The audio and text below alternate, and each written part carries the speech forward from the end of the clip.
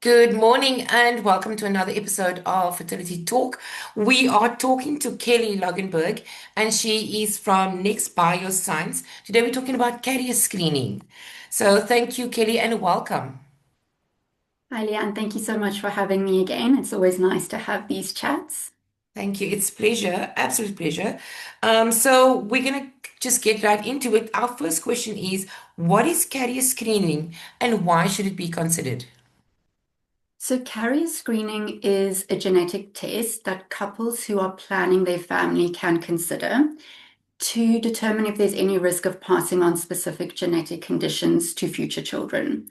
So, in particular, we're looking at conditions that are inherited in what we refer to as an autosomal recessive way. So, what that means, just to give a bit of background, is that for most of the genes in our body, we have two copies. Mm. Recessive genetic conditions only present when an individual has two faulty copies. So, what that means is that both the mother and father must be carriers of the same genetic condition for there to be a risk to children. So, if we look just in the general population, we are all carriers of a few different recessive genetic conditions. But because we only have the one faulty copy of the gene, we don't know that we are carriers because the other copy compensates and we don't have any health concerns. The reason you want to consider it is because many times there isn't a family history of these conditions because as a carrier, you are healthy and well. So you may have many generations before you that were also carriers. So there may not be any affected individuals in the family. So that's not necessarily, so sometimes you'll get people saying, oh, but there's no history of a genetic condition in my family. Mm. For recessive genetic conditions, there wouldn't be. So we're wanting to screen for these conditions so that we know that both partners aren't carriers of the same condition, because if they are, there could be risks to their future children. Okay, thank you very much for that, Kelly.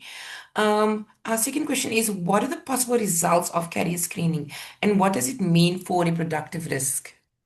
So we kind of touched on that now. Yes. Yes, so we have kind of touched on that. So I think depending on what kind of testing you opt for. So when we do carrier screening, you have a lot of options to consider. We can screen quite comprehensively, so looking at lots of different conditions, or we can screen just for a few conditions.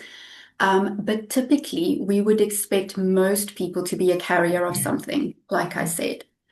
The question or the concern really is if both partners are carriers of the Yeah. same thing. So if you are a carrier of a condition, but your partner isn't, then there are no concerns or risks to future children. If both partners are carriers of the same recessive genetic condition, there is a 1 in 4 or 25% chance of having a child that is affected by that condition. And that would be for every pregnancy that you have. You would have that risk.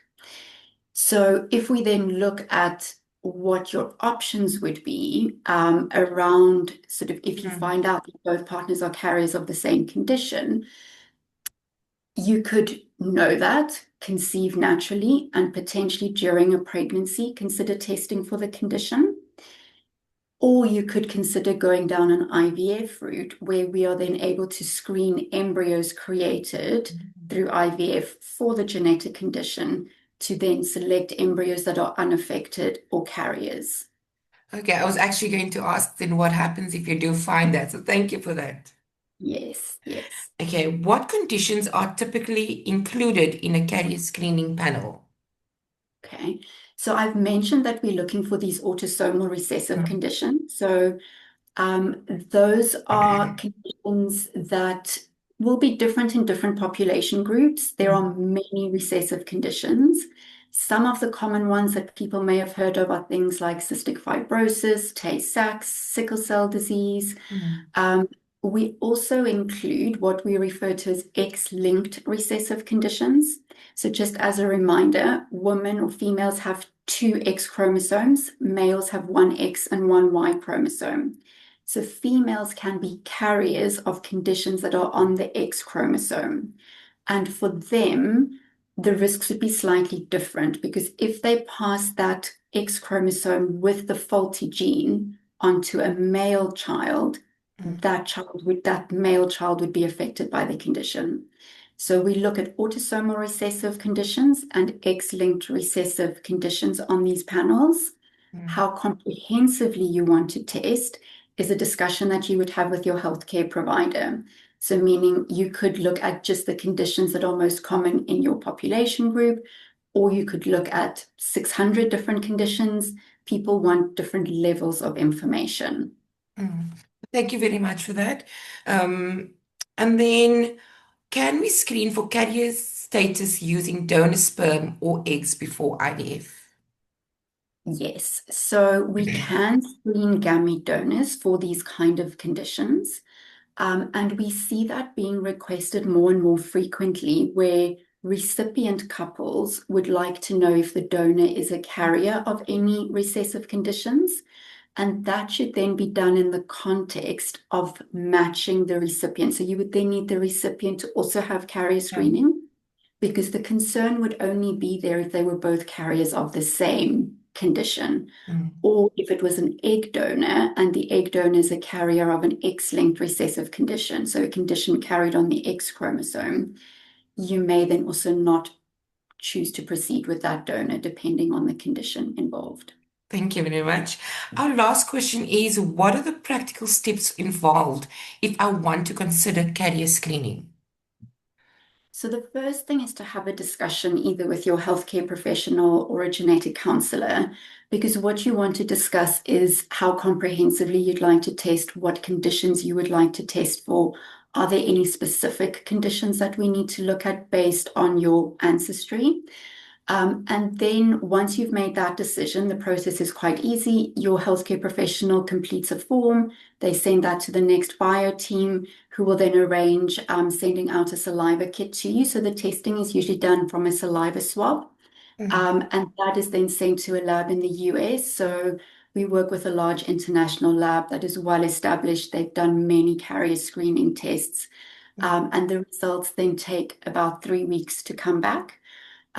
We have options in terms of whether you test the couple at the same time, do one and then the other, but those are the conversations that you would have with your doctor or genetic counselor.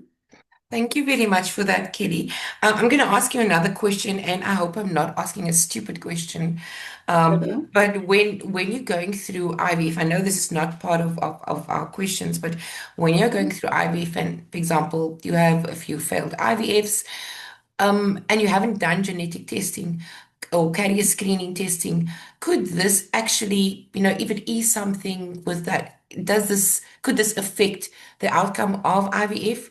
Would it be that say like, look, rather go and do this carrier screening? Is that something you would then say? So typically, the conditions that we screen for are not conditions that would lead to failed IVF Okay, cycles.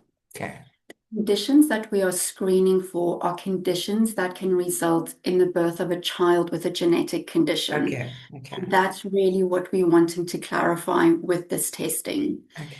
Certainly, we know that there can be genetic factors that play a role when we see challenges with fertility and in the IVF process. Mm, Um, and I would advise that you then involve a genetics professional in that discussion. yes. But we really need to look at the whole clinical picture to see if carrier screening is going to be the answer. Probably not, but certainly something to consider as part of that journey if you are going through IVF. Perfect. Thank you very much for that. I really appreciate it. I really got a great understanding of carrier screening now. I mean, I've done the talks before, but I don't know, some way that you said it out this time and you explained it, I'm really getting an understanding of carrier screening and why it's so important, and in the future how it can affect you as the parent and that child. So thank you very much for this. It's appreciated.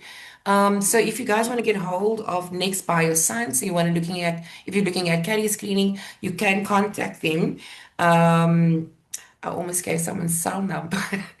And I can't do that.